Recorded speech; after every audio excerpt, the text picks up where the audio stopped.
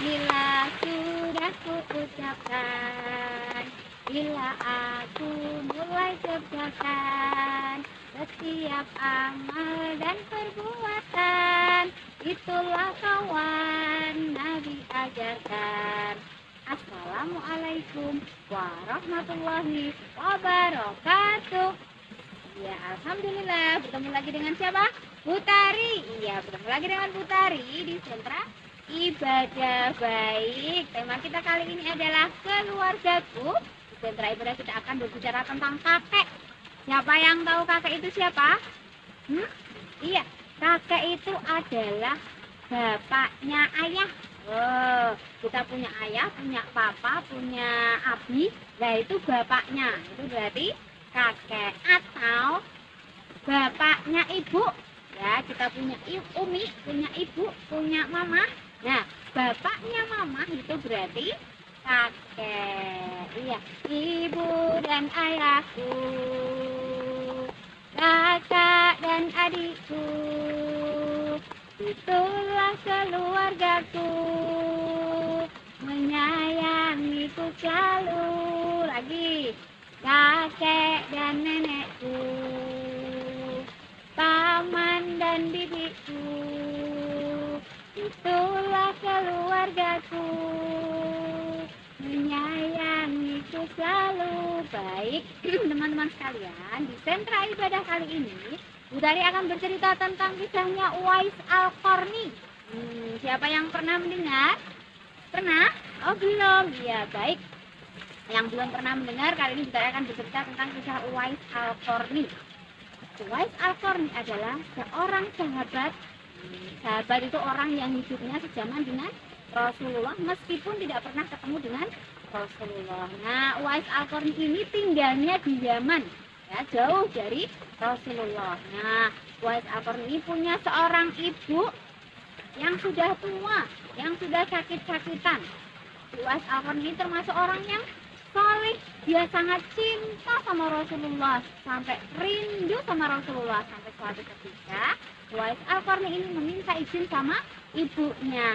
Wahai ibu, bolehkah aku menjenguk Rasulullah? Nah, kemudian ibunya merasa, ya Allah, ini Uwais Al-Qarni saking cintanya sama Rasulullah, kepengen ketemu Rasulullah. Maka ibunya pun memberikan izin kepada Uwais Al-Qarni untuk pergi ke rumah Rasulullah. Nah, maka kemudian Uwais Al-Qarni itu pergi ke rumah Rasulullah dari Yaman menuju ke Madinah. Iya, waktu itu Rasulullah tinggal di Madinah. Naik apa, teman? Jalan, karena Uwais Al-Qarni itu termasuk orang yang miskin, teman-teman, nggak punya unta. Jadi Uwais Al-Qarni pergi dari rumahnya menuju ke rumah Rasulullah itu jalan kaki. Nah, lama sekali jalan, akhirnya Uwais Al-Qarni itu sampai di rumah Rasulullah. Namun ketika sampai di rumahnya Rasulullah, Uwais Al-Qarni tidak bisa menjumpai Rasulullah. Kenapa?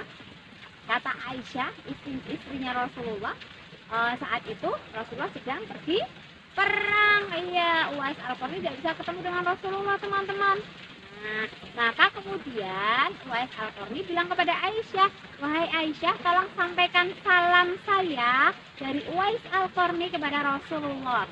Maka Uwais Al-Qarni bersegera pamit karena keinget ibunya yang ada di rumah. Nah, baik, kata Aisyah, insya Allah nanti kalau Rasulullah sudah kembali dari perperang akan aku sampaikan salamnya. Nah, kemudian Uwais Al-Qarni pulang sampai di rumahnya, kemudian merawat ibunya kembali. Ketika Rasulullah pulang bersama dengan para sahabat, Rasulullah bertanya kepada Aisyah, wahai Aisyah, apakah ada orang yang mencariku?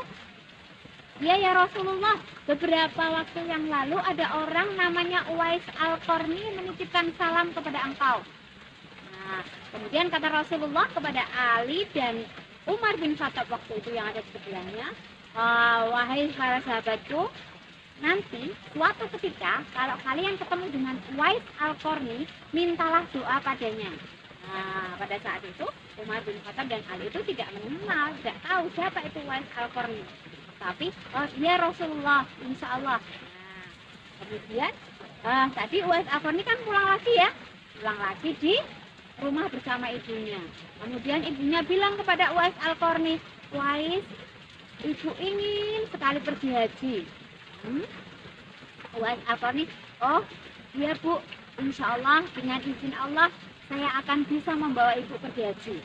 Nah, kemudian Uwais Al-Qarni berpikir bagaimana caranya membawa ibunya yang sudah lumpuh pergi haji. Nah, akhirnya Uwais Al-Qarni punya ide.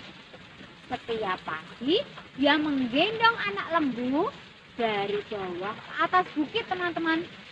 Nah, digendong anak lembunya naik ke atas bukit. Besok lagi, gendong lagi, naik lagi. Begitu terus setiap hari. Sampai orang-orang yang melihatnya, ini kenapa sih Uwais Al-Qarni menggendong anak lembu setiap hari, naik ke atas bukit, turun lagi digendong, besok lagi naik lagi. Ini kenapa ini Uwais Al-Qarni? Apa sudah mulai gila dia?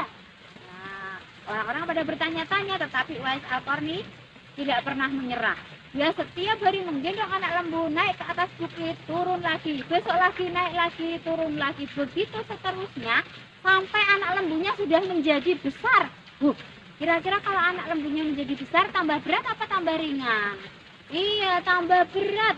Nah, sampai suatu ketika setelah dirasa cukup, Uwais Al-Qarni mengajak ibunya, menggendong ibunya pergi ke Mekah Madinah untuk ibadah haji. Ternyata Uwais Al-Qarni menggendong anak lembu ke atas bukit itu adalah latihan menggendong ibunya yang ingin pergi haji. Luar biasa. Setelah dirasa cukup, Uwais Al-Qarni bersama dengan ibunya digendong begitu di belakang, jalan jauh.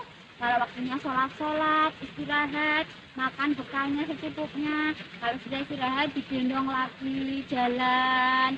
Nanti istirahat lagi, gendong lagi, jalan. Begitu terus, sampai kemudian Allah mengizinkan mereka sampai di Baitullah. Iya, sampai di kota Mekah. Ketika sampai di kota Mekah, mereka bertemu dengan Abu Bakar, Umar, dan Ali. Ya, mereka bertemu dengan Umar dan Ali. Tetapi ketika itu Rasulullah sudah wafat, sudah meninggal. Nah, ketika melihat ada anak yang menggendong ibunya, ya, itu siapa itu? Ada seorang anak yang menggendong ibunya. Kemudian ditanya, wahai saudaraku, siapa namamu? Nama saya Uwais Al-Qarni. Kaget. Umar bin Khattab dan Ali kaget. Hah? Ini dia orangnya. Wahai Uwais Al-Qarni, tolong doakan saya. Uwais Al-Qarni juga kaget. Loh, kenapa kok saya disuruh mendoakan? Padahal engkau kan termasuk orang yang dijamin masuk surga. Kenapa minta doa sama saya? Nah, dulu kemudian Ali bin Abi Thalib dan Umar kemudian bercerita bahwa dulu Rasulullah itu pernah berpesan kalau ketemu dengan orang yang bernama Uwais Al-Qarni disuruh meminta doa. Kemudian Uwais Al-Qarni mendoakan Umar bin Khattab dan Ali. Kemudian setelah itu Umar bin Khattab bertanya kepada Uwais Al-Qarni, wahai Uwais Al-Qarni, amalan apa yang menyebabkan engkau dirindukan penduduk langit, yang menyebabkan Rasulullah memerintahkanku untuk minta doa darimu?